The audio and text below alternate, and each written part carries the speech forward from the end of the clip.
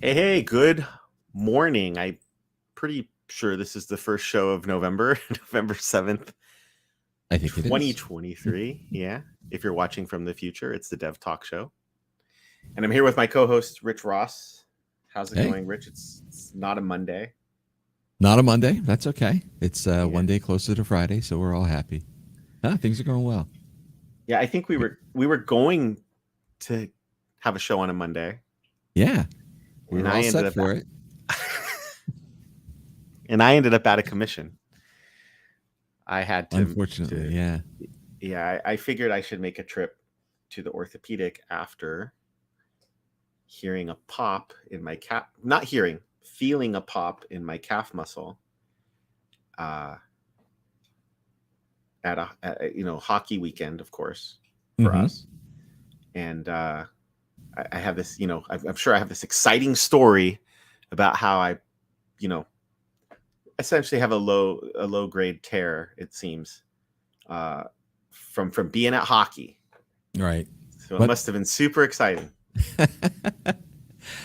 I mean, we get nervous at this age when you hear things pop, Oh so yeah, or feel things pop. So fortunately, yeah, it was just a muscle as opposed to yes. some kind of a joint, a ligament, what have you. So, uh, I've I was worried about tendon rupture or anything like that, and then heck yeah, doing one of those things of saying like, "Oh, I'm fine," and then only finding out later I should have had surgery, which again, or maybe just physical therapy. Like, what if it's a partial tear or something like that? But yep. the reality is I said, yeah, it hurts. I get it, but no, I wasn't. So you think I had a hockey game. I was at my daughter's hockey game, coaching the game, and I just stepped down from the bench. That's Oh it. wow. See, Just I thought stepped you were on down the from the ice. bench. No, no, no, no, Oh, okay. no, no. Between periods, just stepped down from the bench, and I felt it. I felt it pop. I got through the rest of the game. It's not like it was debilitating. I think if I'd have torn something, I'd have been writhing on the ground. I mean, a tendon. Yeah. Um, you know, but I realized the next morning I'd better at least make sure, because if I should be doing some rehab, or maybe um, I don't know, anything, then I don't want to regret it 6 months from now, 8 months from turn a recovery, turn it into a ridiculously long recovery. Instead, we're looking at the normal 4 to 6 weeks. Be off the ice for a while, which is painful. Like, that just Yeah. hurts to think you can't That be on the ice with the kids, but that's okay. that hurts worse than the injury itself. It does. It I does, know. especially because I have some young new goaltenders who are learning to play the game, and you just feel like you just want to. But though everything will be fine. That's why we have other coaches. Everything's going to be great. So Yeah. here we are this morning, and we're back, and it's going to be kind of short this morning. We've got to make sure we both get to stand up, but we've been talking lately about configuration, and it's one of those things that you feel like, well, isn't this doesn't everybody know how this works? Config and ASP.NET, like, don't we know? We just throw it in app settings, and and that's it. Throw it in We're app done. settings, send it to ship the file, it's done, send it to prod. um, but what I hope we can show today, and if we can't get through it all today, then maybe what we'll do is we'll see about continuing. Maybe, if it makes sense. It depends. Let us know what you think in the comments. Yeah. Drop a comment. Yeah, let us know live. Contact us on Twitter, whatever it takes. And so it turns out that maybe what we can get through today. So I've realized I kind of like putting this up front. We have some code. We'll kind of show how it. I think we can show you how it walks through the default configuration providers. And because in ASP.NET Core especially, this has gotten so clean that it's tucked away, it's hidden. And so I think people just figure, well, this is just how it works. And there's nothing you can do. But you can customize it. And furthermore, you can use the same powerful configuration in ASP.NET Core. You can use it in any .NET app. It's just you got to set it up yourself. Right. And you can even use user secrets, which a lot of people don't know. Yeah. But you got to set it up yourself. Surprisingly, how many people are not aware of the user secret piece. Well, it's overall, Mm-hmm. absolutely. But then even especially, you can use the user secret piece in like a console app or WPF or something. Yeah. But you got to set it up yourself. And that's maybe somebody should write a Visual Studio extension or a Visual Studio Code extension that sets up that stuff.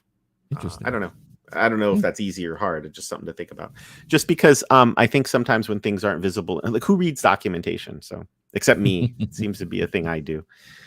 So that's kind of weird, I guess. So let's I had wanted pretty badly to do this in Linux, but with what happened yesterday and then a lot of activity in the evening, I didn't end up getting to just make sure the VM would be ready. And I want to make sure we're not sitting here installing an SDK or installing Visual Studio Code or updating it. So we'll live on the Windows side today. And I think also maybe Visual Studio, maybe we'll look at some stuff in code. We'll see. And also because definitely I know like both Rich and I will need to be out of here right on time. Sometimes, we kind of cheat stand up a little bit. Yeah. All right. So I got to share my screen. Right now we're just looking at blank nothing. So let me present my screen. And now it's mostly blank nothing. I don't even have a background up. Wow. That's the first time I noticed that. I thought I had a background. I wonder. Well, okay. It's just regular Windows environment, right? It is, but I didn't even realize that I thought I used to have a desktop. And honestly, people who've been watching the show now are like, I've been watching for months, and it's been black for months, and I don't know. I haven't even noticed. So here we are. Let's open. We've spent a lot of time in Visual Studio 2022 preview. Mm-hmm. This is going to be the friendly confines of general availability. Everything 2022. Everything we see here, they should do with all the stuff that's kind of currently released. It'll work in community, work in professional. So you don't need a special Visual Studio. So you get the free community. If you're looking for enterprise and you want to try out the new features, go get VS 2022 preview. I actually almost use it as a daily driver on personal projects because it's not like the old days where you were worried about it blowing up your machine. Richard Campbell has been doing, if you've seen it, he's been doing he's been hosting a short series with some longtime Microsoft veterans, Amanda Silver, David Fowler, Mads Christensen, among others, on Visual Studio, little short videos. Yeah. I think you've seen a few of them.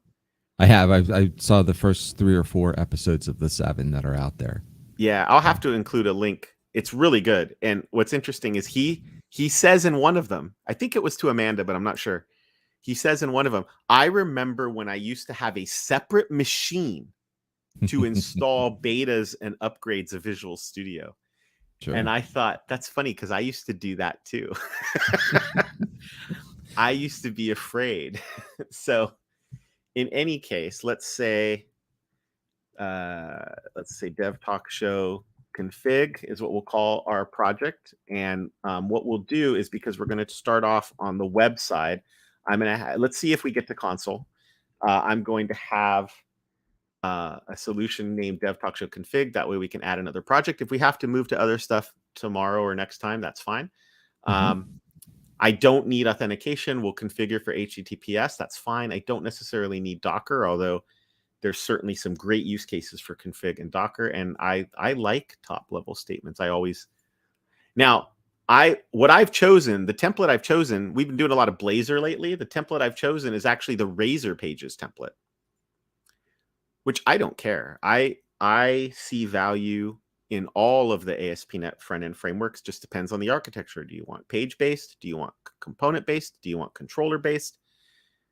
With Blazor, you can take your components and bring them into pages or into MVC or into WPF or whatever you want, which is really, that freedom is nice. And so when you open a new project on the web, we're all used to seeing this right here, appsettings.json.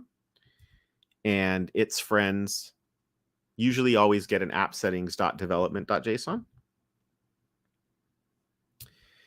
And of course, what that means is if you double click on appsettings.json, there are some default settings already in place.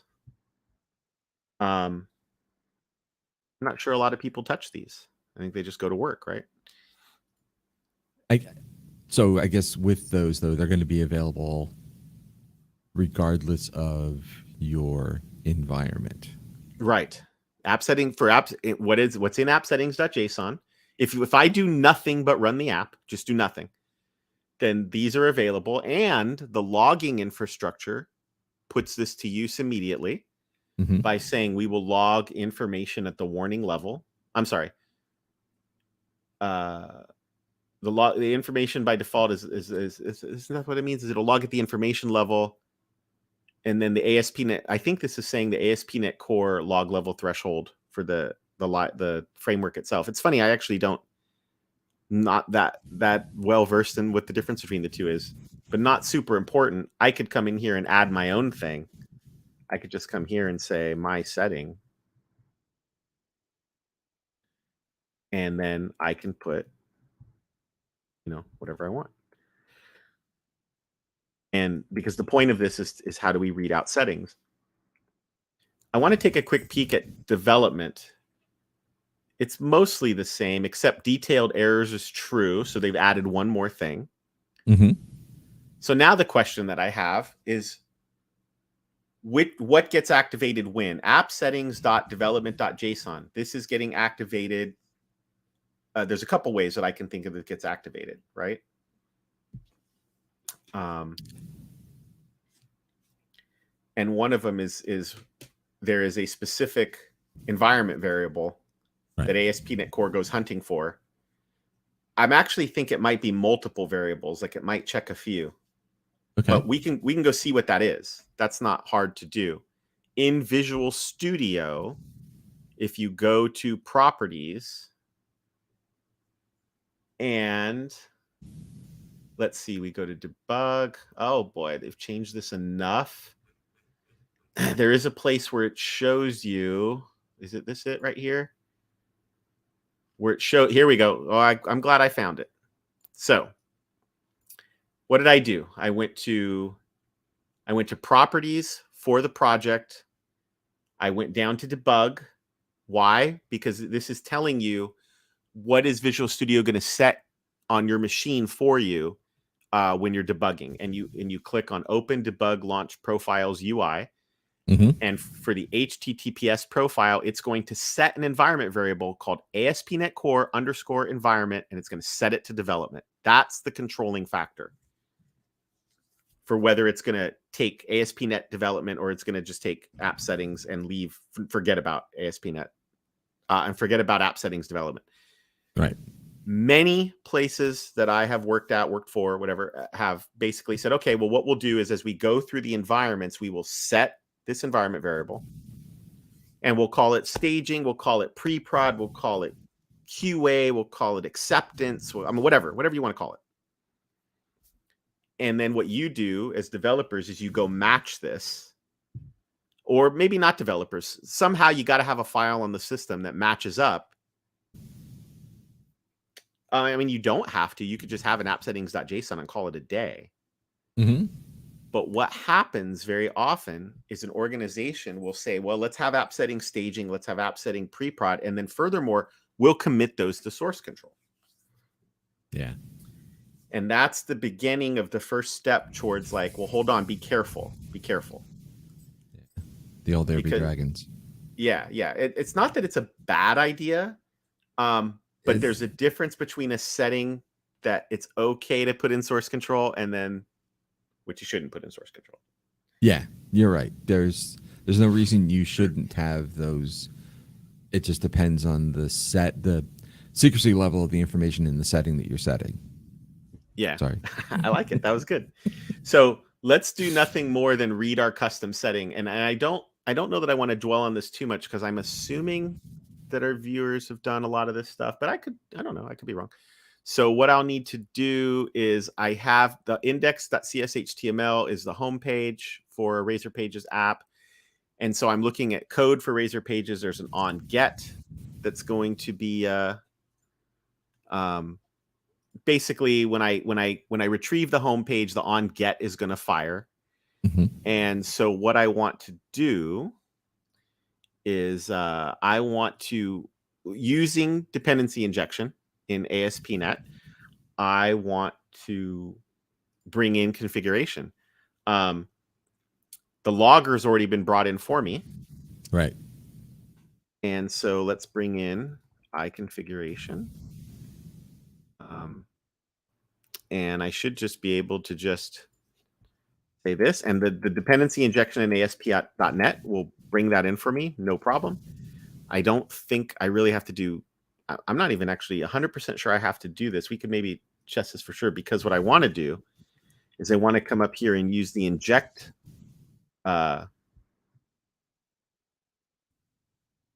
attribute here. I don't think that's called an attribute. We've just done all this stuff on Blazor, and I've forgotten if this is called a page attribute or a razor directive, and I want to inject configuration in here, and I want it to have a model of configuration. So I can come down and I can access it. I can say like let's say H3. H1 can be a little heavy-handed. So let's do configuration H3. And then I think all I really have to do here is just use, well, you know what? Let's call this something simpler, is use this variable, and we'll go after, what was my setting called? My setting. We'll go after my setting. Not recommending to anyone that the point of configuration is to just splat it out on your web page. But this allows us quickly in an ASP.NET Core environment to throw it out on the web page. We could have sent it to the console if we wanted, but clearly it's working, right? Nice. So now, again, let me as a quick disclaimer, this is not a demonstration on how you're going to use configuration. It's just that I want to get it out on the screen. So my setting is my setting, and that came from appsettings.json. Hello, everybody. If I run to the development version and I do the same thing, and I say my setting, and I match it exactly, and then I say my hello development, everybody, and then run this, we should see that it is chosen hello development, everybody. So now the cascading has begun, the layering has begun. Right. I think a lot of people are used to this. I think so, locally on their machine. Yeah, right. What if I have a setting? Let's just go with something that's important. It's very common for people to say, let's have it. In fact, it'll probably say connection string. Let's just do that, connection string. I don't actually care about the connection string, and we'll say connection string. You might have multiple, and then say this is a super secret connection string, and we'll ask ourselves why it's secret, because it might contain a username and password for an account. I have a whole other episode about the various ways that you can not have to use a specific account with a username and password. In Azure, it's super easy, right? We have managed identities. Yep. But what I think a lot of folks don't know is in Windows Server, for quite some time now, there have been managed service accounts, and then what are even better is the global managed service accounts, which again, at the domain level, it manages an identity. It's not what it's called. It's called a managed service account, but it manages an identity for you so that you put in a connection string, but you don't put in the credentials, and the domain actually rotates it for you. Right. There are limitations. Awesome. It's awesome. There are limitations, and the limitation that can often be a hindrance is that the supporting services, and when I use that term, I mean IIS, SQL Server, those supporting services have to support MSAs and GMSAs. They have to implement a provider that allows the key rotation, because what's essentially happening is SQL Server is hearing from the domain, hey, you know that global managed service identity? I've rotated the keys. But many older applications in the Windows world are using these services anyway, IIS, SQL Server. So it's a good thing to at least check out and see if it works for you. Right. But let's say you still need this. You still need the super secret connection string containing the user password. So one reason you might need this is perhaps the development team. Let's forget a connection string for a second. API key to service. Secret API key. We have this issue when we've been talking to the YouTube API. Yep, absolutely. Yeah, because even just to get a list of videos, we need an API key, and that's a secret that we don't want to share. So forget connection strings. Like, this happens, and now I'm a developer and I'm implementing the YouTube support. I need to put this somewhere. I don't want it to end up in source control, and I'd like for it to get on the production server some other way. Right. So we don't use this. Instead, and you can do this from the command line with the .NET user secrets, or in Visual Studio, you can say manage user secrets, and you get this JSON file just opens up at secrets.json. But when we look at where this file is, it put it in my app data under Microsoft user secrets, and then a big old GUID, and then secrets.json. Mm-hmm. And then I can put my secret here. So what's the first thing about the file location? That's good. It's outside your project. Yeah. So it's not going to be seen, even though you could certainly put a dot there or a git ignore, right? I could say don't put anything that's got secrets in it, or secrets in the name. This makes that a much more simpler exercise. Oh yeah. You've got a management problem, and you just have the oops, one person forgets once issue. That's all you need. Yeah, that's all it takes. So I was hoping to find. Okay, we'll look later. Okay, sorry, I jumped to the end too quickly. No, you did fine. So that's the first benefit of secrets.json. Right. What ends up happening in your project file is you get a user secrets ID.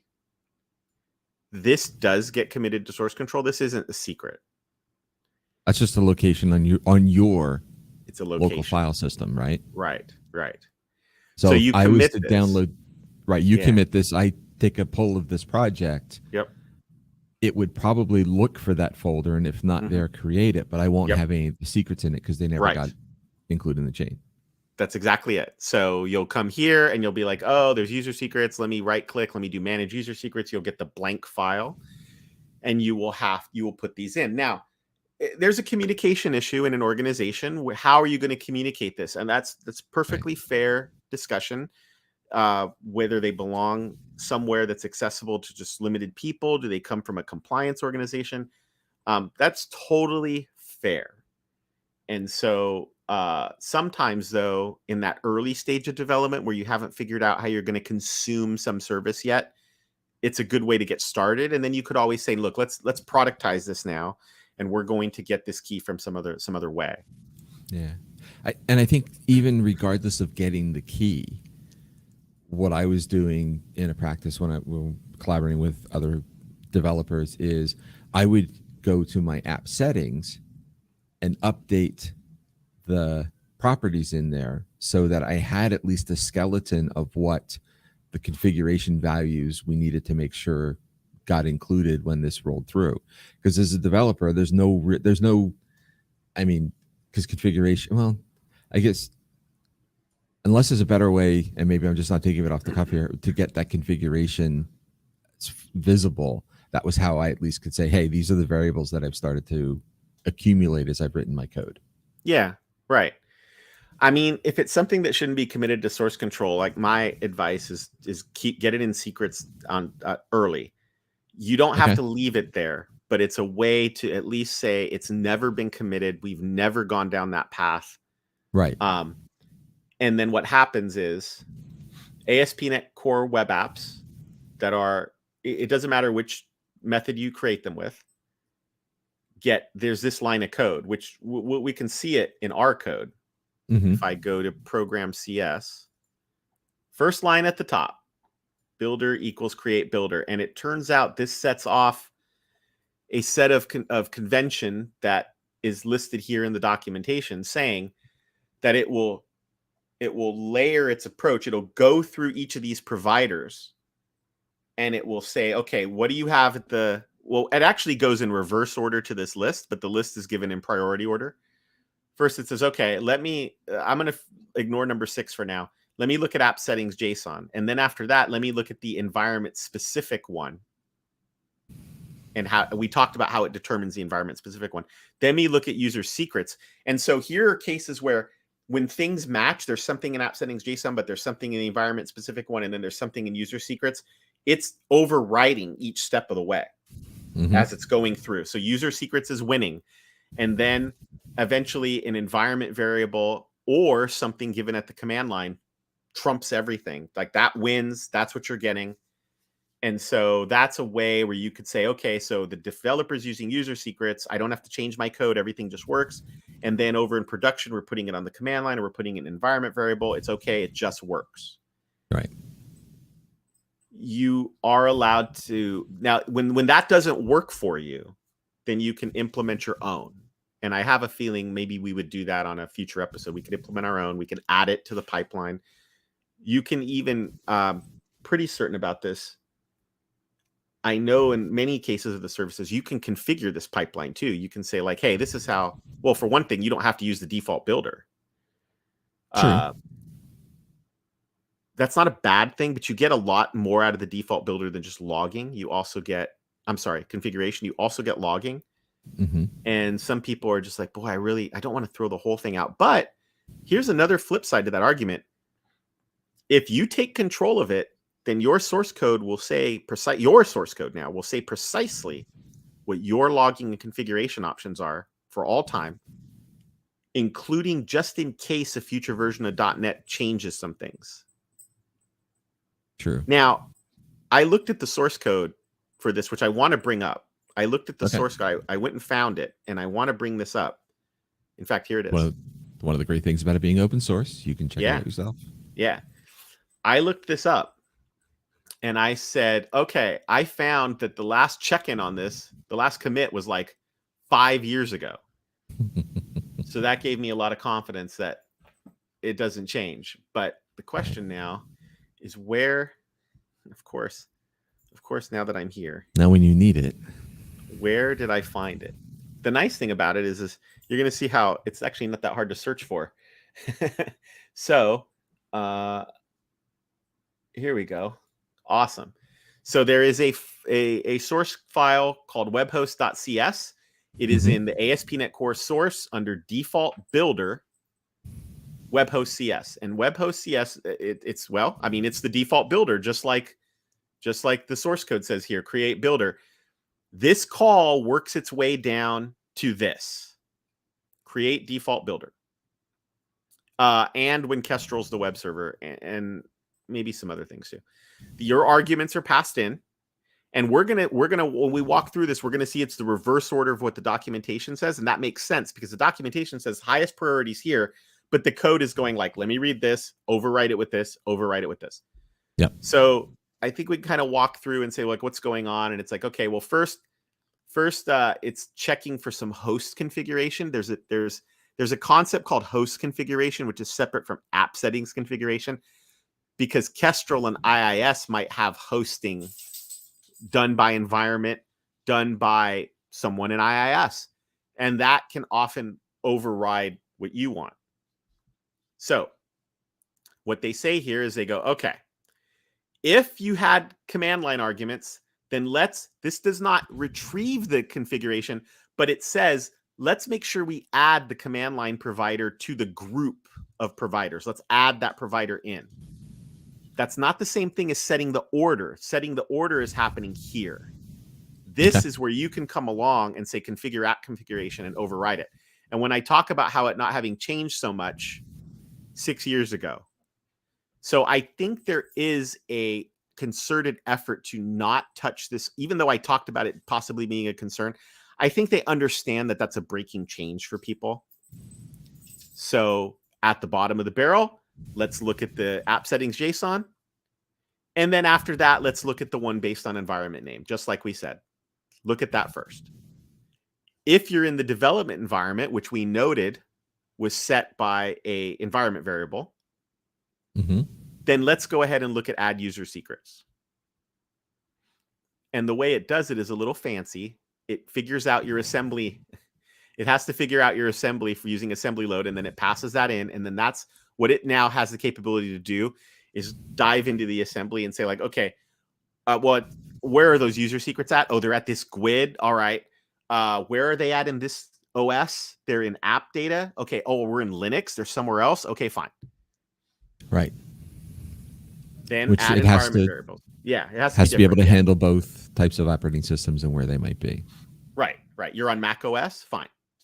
Oh, there. Then it's Then it says, okay, let's add environment variables, and then at the very end, top of the food chain, let's add in the command line.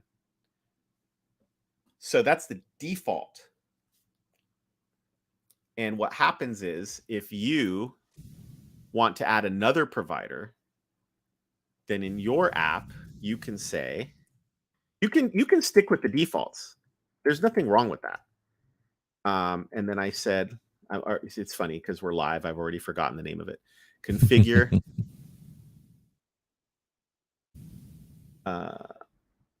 app configuration. I think this requires a NuGet package, or maybe, I'm sorry, it may not require a NuGet package. It might require, it really might require a NuGet package. Okay. Does it really? So that just shows what I know. Is it that it requires a NuGet package, or that I needed a using for builder? I was hoping that it would just pick that up. What's in their globals here? Oh, maybe the globals aren't here. Oh. Implicit usings is enabled, but see, because I'm surprised. I feel like it would have said, hey, do this. Where are we at again? We're at, see, I took off. Create default builder is saying builder.config app configuration. If I was in VS or I had this loaded as a project, it would tell me exactly what that is. But this is how you, well, it's funny. Actually, no, it's just complaining. Oh, I see. Because you get 0 arguments. Is that the complaint? Is that really what it was complaining about?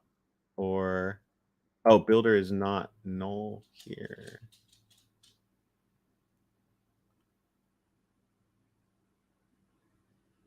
Oh, okay. It requires a web host builder. So I think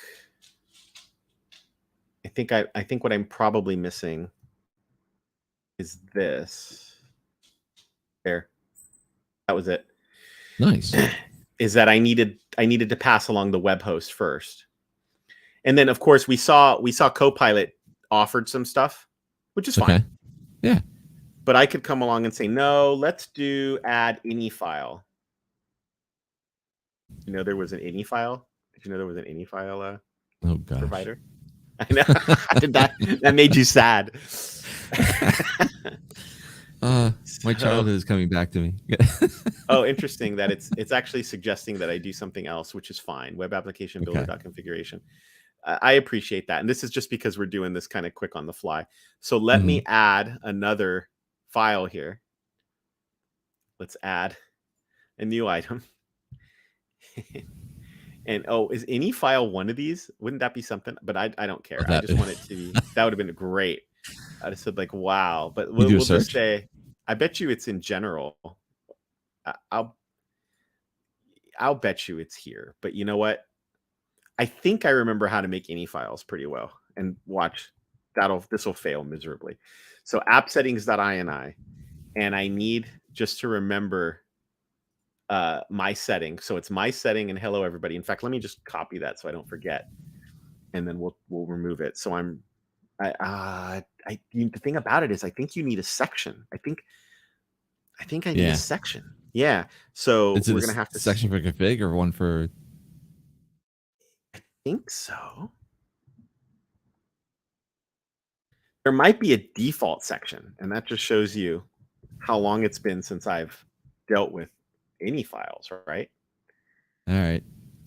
This works. And see, I guess I don't want to derail us too much with consuming this, but you can do this. Now, I'm not honestly certain that this is here for modern apps, but there sure are a lot of legacy apps that might have a boatload of any file settings. And you're moving over from like, think about the early days of ASP.NET Core. You're moving over and the team's like, oh, but we did everything by any file. Okay, Yeah. fine. So before you go on, you have Yeah. Copilot chat, right? Yeah. Oh, you want to see if it'll tell me? Okay. Ask it, show me the structure of an INI file. The problem is, well, I think here's the thing. I don't know if I have it. I don't know if I have Copilot chat. Oh. I might only have it enabled. Oh, wait, maybe I'm wrong. In the preview version. Oh, wait, hold on. There you go. Okay, and what are we saying? What is the structure? I said the structure of an INI file. Gonna laugh at me? Oh, I failed to select chat operation. There may be. I'm not 100% sure I have this set up. In although I wouldn't expect this to come up, right? Yeah, see, failed to select chat operation. I have a feeling that I don't have this. You're not signed into. I'm not signed in. Gotcha. So, well, maybe I'm wrong. I don't know. Maybe I'm wrong. So it does give an answer, and you're right. Okay. The basic structure is files divided into sections, starting with the square brackets. Each custom section contains key value pairs, separated with an equal sign, and then comments can be added with a semicolon. Yeah. So the team offered several providers out of the box, which I'm scrolling in the documentation to try and get to that list, because I'm pretty sure that list is here. Okay. So here are some other configuration providers that are already available to you. Like, you don't have to write them. They're ready to go. We already know some of these are in the default builder, like the environment variables config provider is in the default builder. Whoops. Oh, no. I lost it, so I have to scroll all the way back down. There's a bunch of code here showing how to use each provider, which I think we could get into another time, since we know we've got kind of a short show. Oh, man. Well, that stinks, because I wanted to.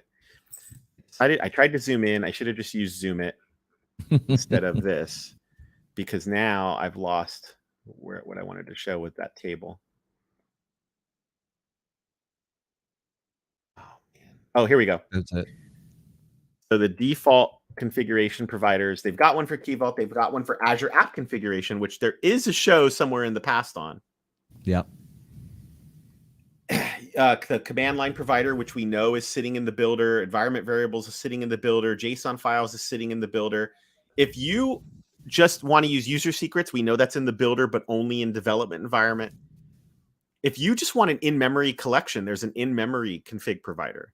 If you want to have this setup where you have a whole boatload of files in a directory, and each file contains a key, there's a provider written for that. Wow. I'm actually not sure.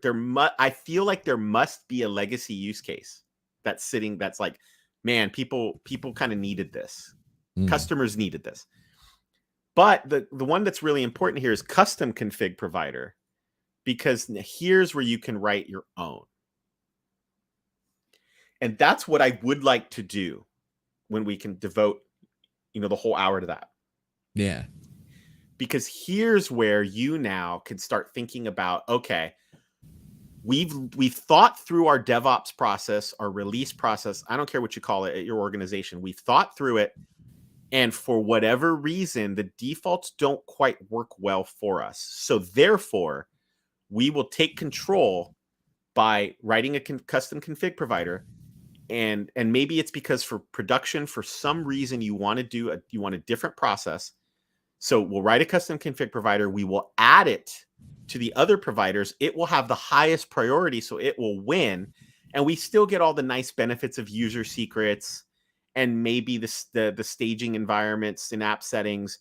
But we know that in prod, we care about this thing, or maybe in prod plus our acceptance environment. I don't know. You could even write code to say we only use this provider in those environments. I mean, and you can let your imagination run wild here. You might go ahead and implement a key vault provider of your own. There are on-premise key vault providers. Sure. I worked at an organization that used Dell's, I think it's called TPAM. Pretty sure that's what it's called. And so the Center of Excellence team essentially wrote wrappers so that everybody could just take a package, whether they were in Java or C# or Node or Python. They would take a package from the central repository, an in-house repository, and they didn't have to think about it anymore. Everything just worked from TPAM, which was great.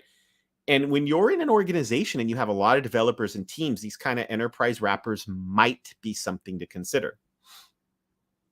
But since we just have a few minutes left, what I want to do is quickly bring over some existing code.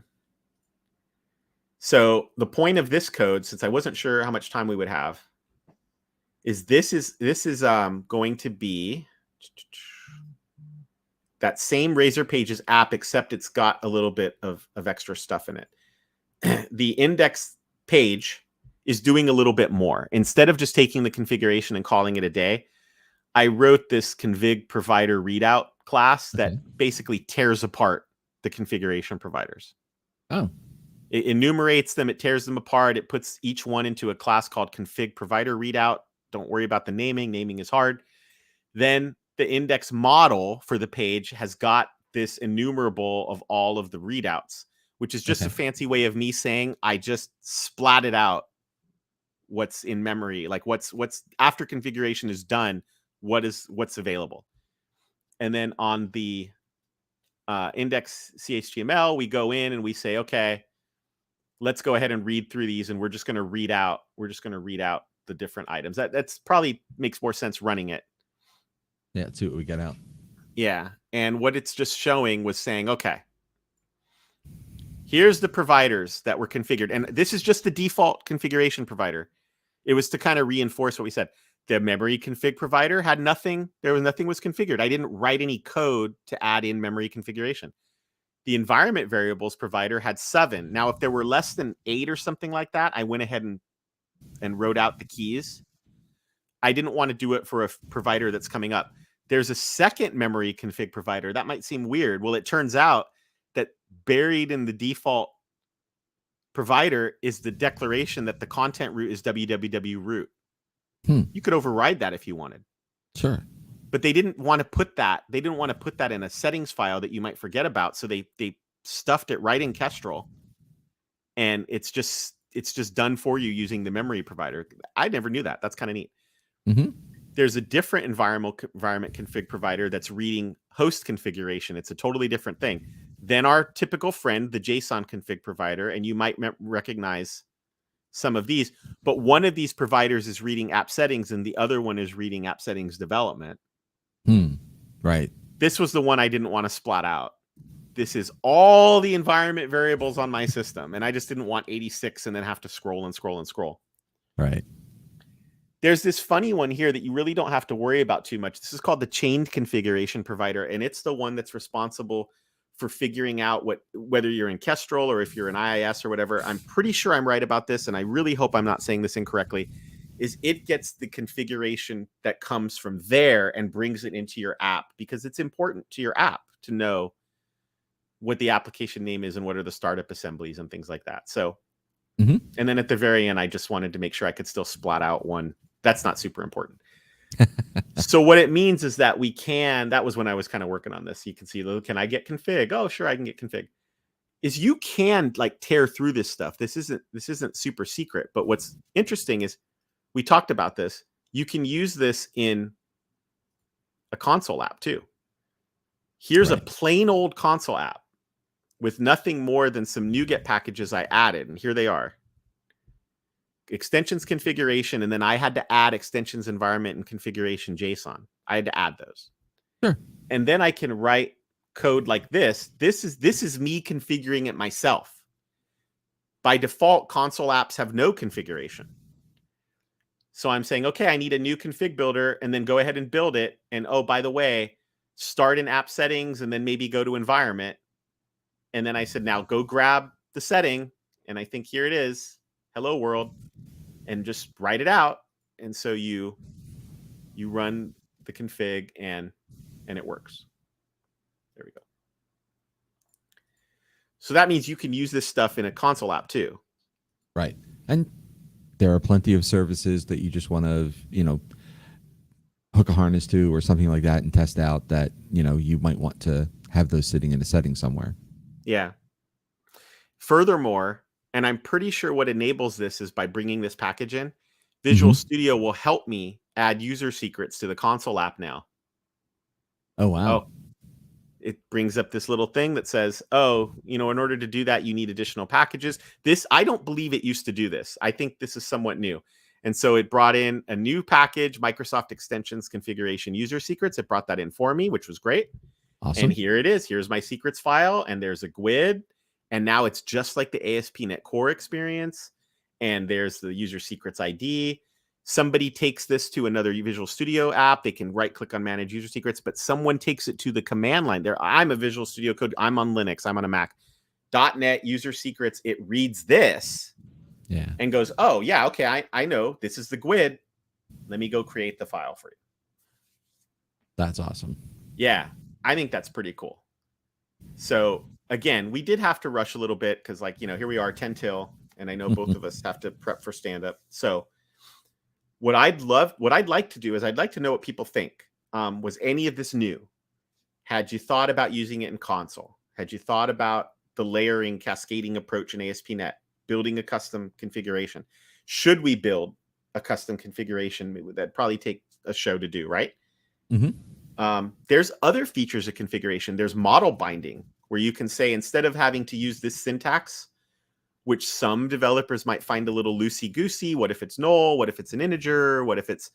You can create a model where you strongly say, this is an integer, this is a string, whatever, and you can bind that model to configuration, and then configuration says, okay, I'll fill that up at runtime.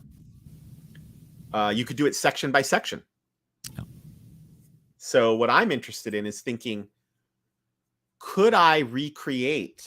I don't know this answer. Could I recreate the old web config section-based encryption? Could I do that?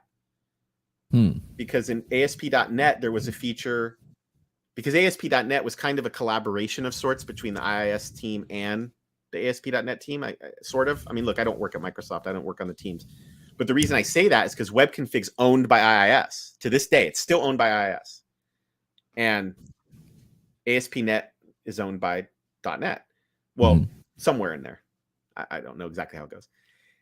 And so the problem is web config is very much tightly ingrained into IIS. Like it is part of IIS. You couldn't bring that forward into the ASP.NET Core world without at least having some alternatives for your Linux and Mac uses. Yep. You can use web config in IIS and ASP.NET Core. It's just, we don't talk about IIS as much here because we like Kestrel's neat. It's quick, fast. We can demo real quick. Yeah. All those good things. Yeah. I don't know. I don't know if that's possible, but I've thought about it. I've thought, what if I could have a configuration provider that would kind of mimic that thing, and then I could maybe encrypt part of the app settings or something. I don't know. Consider the other providers too, right? Right. Exactly. I mean, it's a neat exercise to show that, hey, this is the flexibility that you can go down if you want to go down that path. Right. It's just code. It's just code. But at the same time, there's providers here that say if in your process at the very tail end, you can inject the secret into environment, great for Docker images. Then you're done. You're done and it works. So interesting. All right. Well, I don't know. This was cool. Yeah, I'm glad. I don't know. Is there any of this that you haven't seen before or didn't use? Maybe For the me? console stuff? Yeah, I don't know. Have you ever Yeah. tried adding to a console app? I think that part was kind of new, but it's Okay. I can certainly see cases where instead of doing that, I just wound up hard coding it in there because I was just testing something out. But that's a pretty cool thing to have available for Yeah. sure. There could be let us know in the comments. There could be an episode here is that I used Microsoft Extensions configuration, and then I have to build the configuration myself. Mm-hmm. You can also use the .NET generic host, and oh, doesn't that look familiar? Use an application builder, and now you get more than just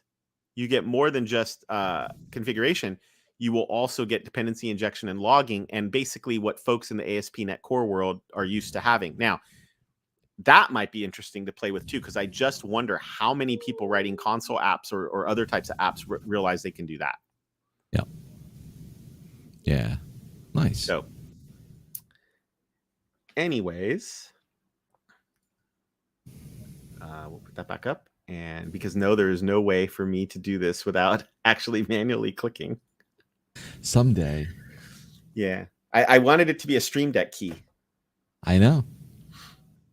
But it There's can't. yeah. It won't work that way. There's no shortcut for some of the things. Like there's no keyboard shortcut for this logo in the upper right.